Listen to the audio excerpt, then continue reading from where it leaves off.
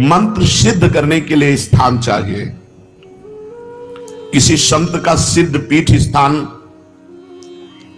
या पुण्य क्षेत्र, पवित्र तीर्थ या गंगा यमुना का किनारा या कोई पूज्य पर्वत शिखर या तुलसी कानन, गौशाला, देवालय, पीपल, आंवला का वृक्ष या बड़ा सरोवर, उनका तट, पवित्र सरोवर, उनका तट, इन पे मंत्र सिद्ध होता है। इन जगहों में मंत्र जपने से सिद्ध होता है।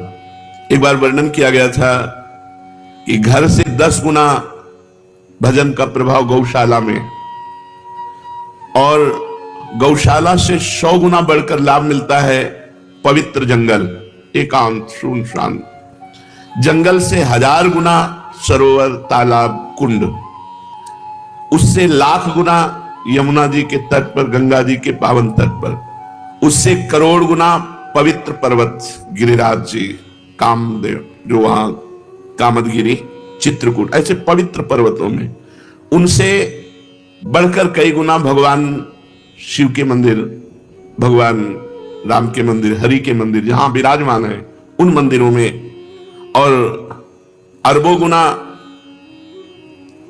भगवान के नित्य लीला स्थलियों में।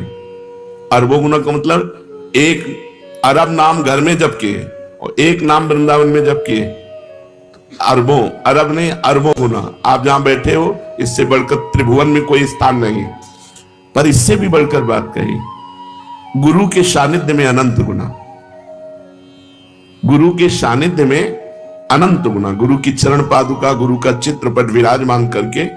अब ऐसे गुरु थोड़ी बैठे कि बैठो हम जब कर ले, पहले सिद्ध हो जाए तब जाना हमारे पास से, तो ऐसे गुरु किसी के पास थोड़ी बैठे रहते। तो गुरु की पादुका और गुरु का चित्रपट, ये गुरु का सानिध्य माना जाता है।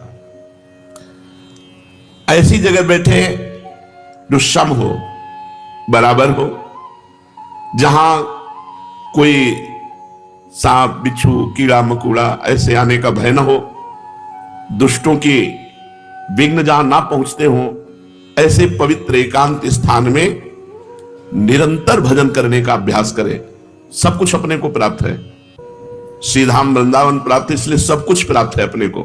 अब नाम और मंत्र निरंतर चले, इसके लिए साधक को भोजन सुधारना होगा। जो चले उनकी बातें कर रहे हैं, जो चले तो प्रयत्न क्या होना चाहिए, ऐसे पवित्र स्थानों में मंत्र नाम सिद्ध करने का उपाय करना चाहिए। नाम और मंत्र निरंतर हमारे हृदय में चले, उसके लिए भोजन सुधार होना चाहिए। भोजन से रस बनता है और वही रस शरीर प्राणों को पोषित करके मन का निर्माण करता है। जैसा अन्न वैसा मन, मन का निर्माण करता है। जो अशुद्ध निषिद्ध, अशुद्ध और निषिद्ध भोजन करते रहते हैं, उनके प्राण मलिन हो जाते हैं, उनका मन मलिन हो जाता है, उनसे भजन नहीं होता। भगवत प्राप्ति के लिए शरीर में उछाहलीपन, चैतन्यता, प्राण क्षोभ रहित और मन ग्लानि रहित, तब भजन होता है। जिस समय हम अपवित्र भोजन करते हैं तो चित्त में मल और विक्षेप धारण हो जाता है। चित्त पकड़ता है गंदी बातें, पूर्व की बातें, दुश्मनी की बातें, ये वो सब, वो उनको पकड़ेगा। मंत्र तुम्हारा चल रहा, मंत्र को नहीं पकड़ेगा। यदि भोजन सही नहीं है तो, भोजन पवित्र है तो चित्त विक्षेप छोड़ करके मंत्र को पकड़ता है और चिंतन करता है। चिंतन का कार्य चित्त का है। अन्न का सबसे बड़ा प्रभाव भजन में पड़ता है। भोजन में गृहस्थ है तो धर्म पूर्वक कमाया हुआ धन, उसी से पेट भरे और नहीं। ये नहीं कि रास्तों में बट रहा है या बाबा जी का भंडारा हो रहा है तो हम, गृहस्थ नहीं। अगर आप किसी भंडारे में पाते हैं तो कीमत लगाइए कि 100 रुपए का भोजन आपने पाया तो 101 रुपए रख के वहां प्रणाम कर लीजिए। ऐसे गृहस्थ के लिए उचित नहीं। कहीं भी ये खुशी मत हो कि फ्री पा लिया, भोजन पाओगे सुकृत नष्ट हो जाएंगे, भजन में विक्षेप पड़ जाएगा। न्यायोपार्जित धन होना चाहिए गृहस्थ का, तभी उसकी भक्ति बनेगी, तभी उसका भजन बनेगा। अन्याय से, बेईमानी से, चोरी से, छल कपट से पाया हुआ धन और उससे जो अन्न पाया जाएगा, उसकी क्रिया ही मूल में अशुद्ध है, तो वो भजन नहीं कर पाएगा, उसका भजन सिद्ध नहीं होगा। बड़ा विक्षेप युक्त कोशिश भी करेगा तो भजन नहीं होगा। अगर पूरा भोजन आपका पवित्र है, गंदी कमाई का है, तो भजन सवाल नहीं। भोजन चित्त का निर्माण करता है, चित्त मंत्र या नाम को पकड़ता है। जो अन्यायी है, अन्याय से धन एकत्रित करता है, भूल जाए कि वो भजन करेगा। पाखंड माला हाथ में, मन संसार में, भजन नहीं हो। इसलिए पहले भोजन पर सुधार कीजिए। गृहस्थ है तो न्यायोपार्जित धन के द्वारा अपना उदर पोषण करे, किसी का भी फ्री पानी न पिए। देख लो आपका भजन बढ़ेगा। कोई हलवा पूड़ी रास्ते में बैठ रहा नहीं, आप कोई विरक्त थोड़ी गृहस्थ तो खरीद के खाओ, पवित्र जगह से खरीद लो। यदि वही पाना है तो 150 रुपए भेंट रख के आओ, खाली हाथ नहीं कि खाया और चल दिया, बड़ा मौज है, तुम्हारे सुकृत नष्ट हो जाएंगे। अब आया सन्यासी, ब्रह्मचारी, वैष्णव। ये भोजन कहां से पाए? इसमें सर्वोपरि वृत्ति आकाश वृत्ति। आकाश वृत्ति कहते हैं जो परमात्मा स्वयं हमारे पास पहुंचा दे। कहीं मांगा नहीं, इशारा भी नहीं किया, हमारे पास जो आ गया उसी से उदर पोषण। काशी में इसी आकाश वृत्ति से रहते थे। दूसरी वृत्ति पवित्रता में माधुकरी। मधुकर कहते हैं भ्रमर को।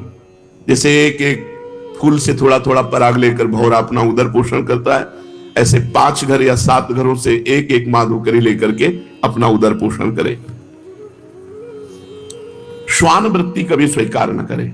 धनी पुरुषों की चाटुकारिता करके अपनी व्यवस्था करा लेना, श्वान वृत्ति कभी नहीं। सिंह वृत्ति कभी धारण न करे, अपनी तपस्या का रुआब, अपना चमत्कार दिखा करके भरण पोषण नहीं। आकाश वृत्ति, मधुकर वृत्ति, मधुकरी वृत्ति, और सबसे महान है अजगर वृत्ति। आकाश वृत्ति में तो हम व्यवस्था करेंगे, हमारे पास 100 रुपये आ गए तो हम गेहूं लाएंगे, चावल लाएंगे, दाल लाएंगे, सब व्यवस्था। वो ये भी नहीं करेगा, बना बनाया मुंह के सामने आ गया तो खा लिया नहीं। अजगर वृत्ति, इन वृत्तियों को धारण करें। जो सन्यासी हैं, वैरागी हैं, भगवत मार्ग के पथिक हैं, अगर वो किसी आश्रम में पाते हैं तो पूरी पसीना निकालने वाली सेवा होनी चाहिए। 4-6 घंटे की सेवा की। नारायण स्वामी जी जब वृंदावन वास कर रहे थे तो 8 घंटे लेवरी करने के बाद कह देते मुझे 4 रोटी दे दो बस। 8 घंटे मेहनत करते और 4 रोटी लेते, खूब भजन करते। ये मत समझो कि आप भजनानंदी हो, बढ़िया कपड़ा, बढ़िया जूता, बढ़िया भोजन, ये फ्री है। ऐसे भजन नहीं होता। झाड़ू लगाओ, पोछा लगाओ, 2-4-6 घंटे खूब मेहनत करी और फिर उधर पोषण किया और रात दिन भजन में लगे, तब तुम्हारा भजन बढ़ेगा और सुरक्षित रहेगा। नहीं तो माधुकरी पाओ और यमुना किनारे पड़े रहो, वही मांगो, खाओ, यमुना जी के पावन तट पर रहो, कोई सेवा मत करो, फिर तुम्हारा भजन भले बन जाए। वो भी गुरु आज्ञा से, मनमानी आचरणों से तो वो भी नहीं। जो भोजन पवित्र नहीं पाता उसमें आलस्य, प्रमाद और भोग कामना, ये 3 बातें रहती हैं। पड़े रहना, अरे हम नहीं कर पाएंगे सेवा, थोड़ी सेवा है वो भी उतनी जगह अपवित्र पड़ी, पोछा नहीं लगाया। प्रमाद, भोगों का चिंतन, ये खा ले, ये भोग ले, वो भोग ले, भजन नहीं।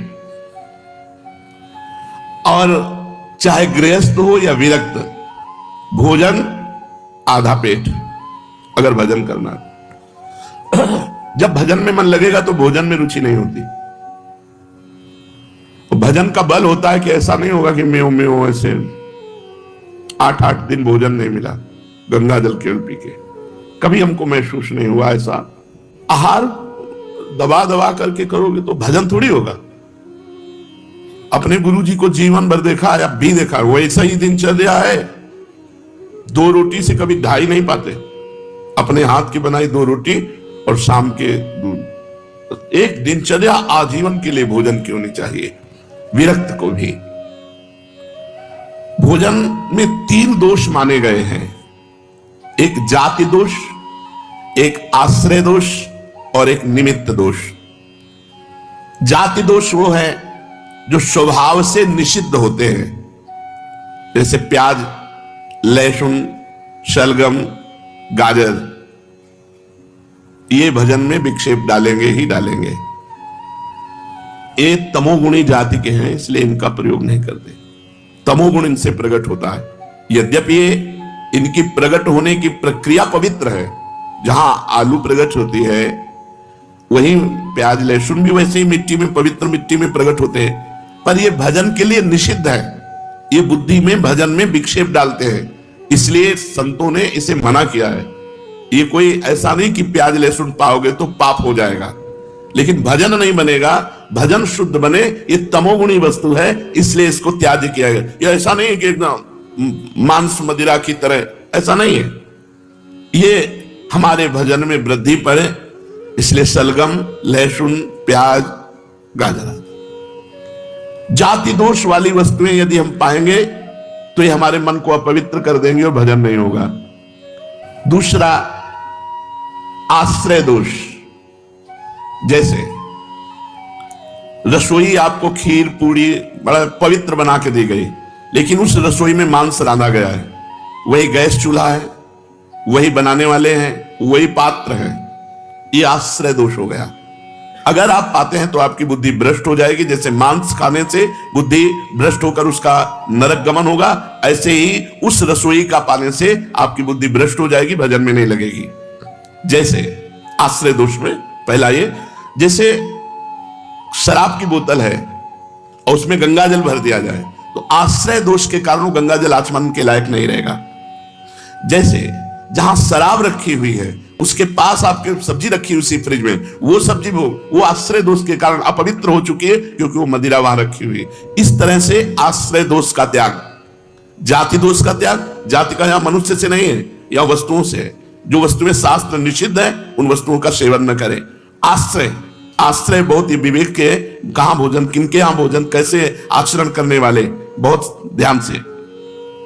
शुद्ध गाय का दूध भी यदि शराब के पास रख दिया जाए, जैसे फ्रिज है, बोतल शराब की रखी, वही दूध रखा है, वो दूध अपवित्र शराब की तरह आश्रय दोष के कारण हो गया, वो वैष्णव को कभी नहीं पाना चाहिए। इसलिए बिना परिचय के भोजन नहीं करना चाहिए। अब अपनी फ्रिज में क्या क्या रखे हुए है, कैसे खाता पीता है क्या, अब इसीलिए माधुकरी वृत्ति को हम ज्यादा प्रेरित नहीं करते।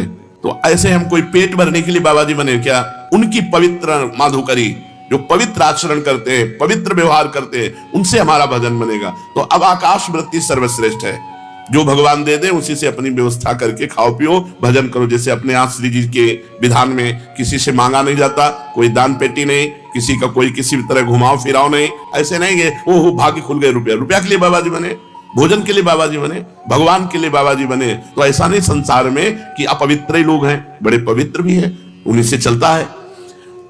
तो आश्रय दोष, जाति दोष, आश्रय दोष।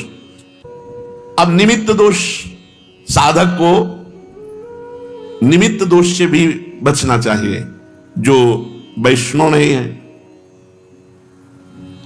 जिनका अपवित्र आहार विहार है, उनका छुआ भोजन नहीं। हमारे लिए अछूत कौन? जो वैष्णव नहीं है, जो भजन नहीं करता। अगर वो चांडाल है और भजन कर रहा है, कंठी तिलक बांधे, हम उसके साथ बैठ के पालेंगे।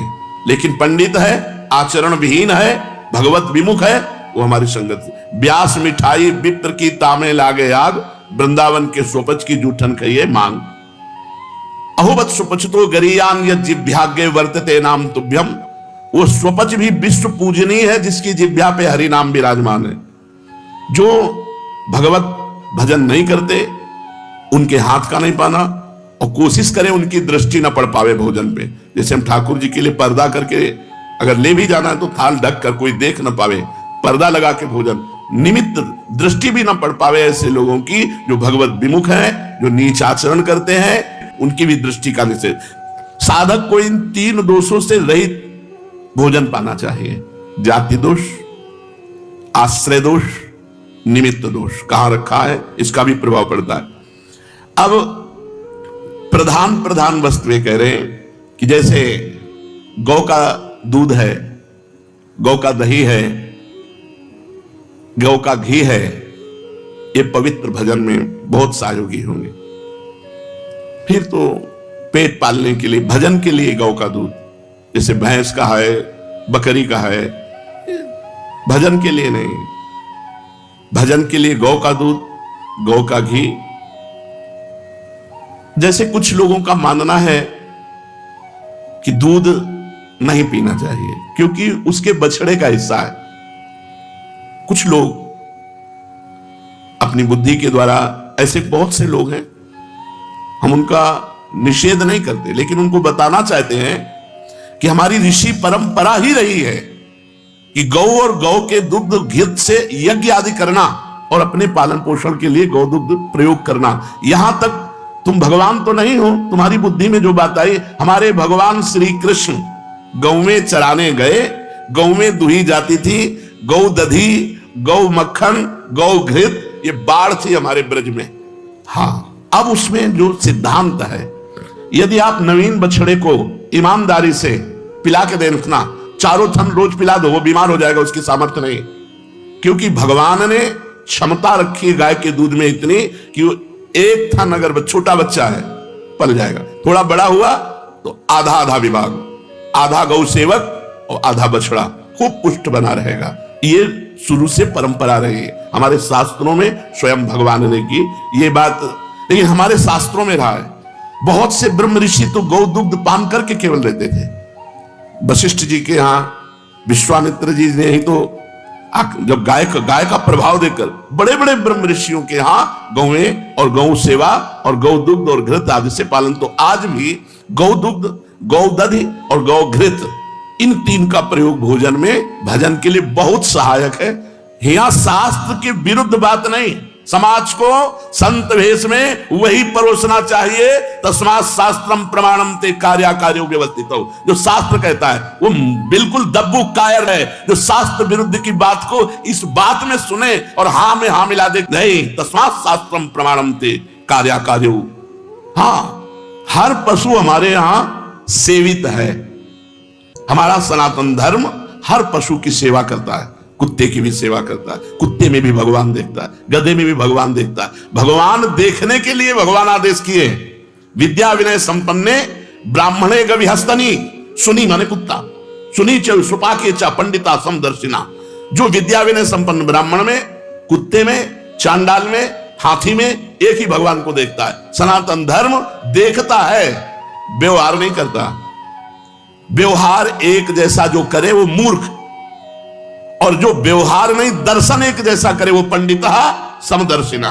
पंडित वही जो सब में भगवान को देखे, सब में, लेकिन व्यवहार तस्मात् शास्त्रम प्रमाणम ते कार्याकार्यो व्यवस्थित हो। कोई बिरले होते हैं, हजारों के अंदर पुण्य कृपा से साधु संग मिलता है, लेकिन वो विषय की तरफ ही खिंच कर जाना पसंद करते हैं, वो आगे नहीं बढ़ना चाहते। वो इतना खान पान भोग मिल रहा, 2-4 माला कर लिए, भक्ति बढ़िया, ये कोई चलना नहीं होगा।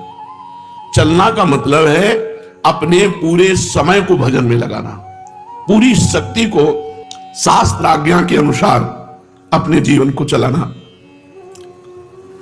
अब ऐसे थोड़ी कि भगवत मार्ग में आप चल दिए तो बड़ी, अब ऐसा तो नहीं कि आप भगवत मार्ग में चल दिए तो पूरा मार्ग सरल है, आकर्षण है, बाधाएं हैं।